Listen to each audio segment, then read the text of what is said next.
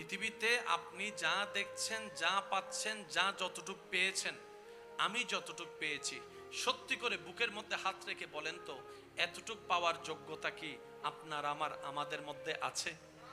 সামান্য যদি 100 টাকাও ইনকাম করতে হয়, কত পরিশ্রম করতে হয়, কত ঘাম জড়াতে হয়। সামান্য যদি আপনার আমার 1000টা টাকা কামাতে হয়, সারাটা দিন কত পরিশ্রম করতে হয়। 1 কেজি চাউল কিনতে গেলে কত কষ্ট, একটুখানি তরকারি কিনতে গেলে কত কষ্ট। বাজারের মধ্যে গেলেই বোঝা যায় আগুনের দাম কেমন আর বাজারের দাম কেমন, পার্থক্যটা বোঝা যায়। কথা বলেন ঠিক কিনা? অথচ আপনি দেখেন আল্লাহ তাআলা ফিরি লক্ষ লক্ষ টাকার চোখ আপনাকে আমাকে ফিরি দান করে দিয়েছেন। সুবহানাল্লাহ।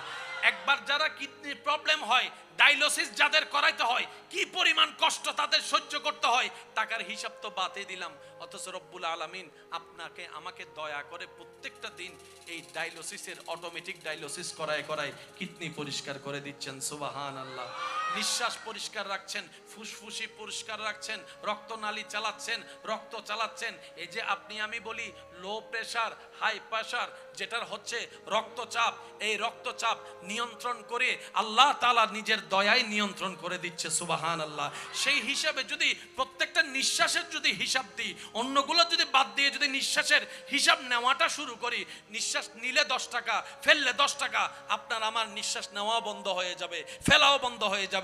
রব্বুল আলামিন বলে আমাকে কোনো টাকা দেওয়ার দরকার নাই, সব আমি তোদের জন্য ফ্রি করে দিয়েছি, ফ্রি করে দিয়েছি, ফ্রি করে দিয়েছি। তো বান্দা বলে ইয়া রব, তা আমি তোমার জন্য কি করব? রব বলে যে বেশি কিছু না, তোর যা দরকার আমি দিব, যতটুক দরকার আমি দিব, যা দরকার তা দিয়েছি, আরো দরকার আরো দিব, সব নিয়ন্ত্রণ আমি করব।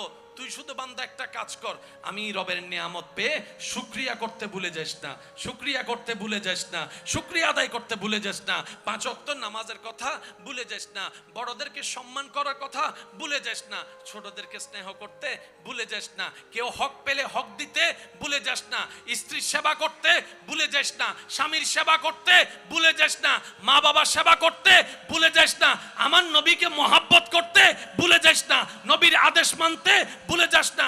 তুই শুধু দুনিয়াতে আমি রবকে খুশি করে চলার চেষ্টা কর। কষ্ট করে যদি একবার ঈমান নিয়ে হাসরে তুই আসতে পারোস, আমি আল্লাহ হাসরে তোকে খুশি করে দেব নিয়ামত দিয়ে। সুবহানাল্লাহ। মানবের প্রথম সম্পর্ক হচ্ছে আদম এবং হাওয়ার সম্পর্ক। সে সম্পর্কের নাম কি? ভাই বোন না, স্বামী স্ত্রী। স্বামী স্ত্রী হচ্ছে এমন একটা দামি সম্পর্ক যেটা আল্লাহ সূচনা করেছেন জান্নাতে। সুবহানাল্লাহ। একটু জোরে বলি। স্বামী স্ত্রী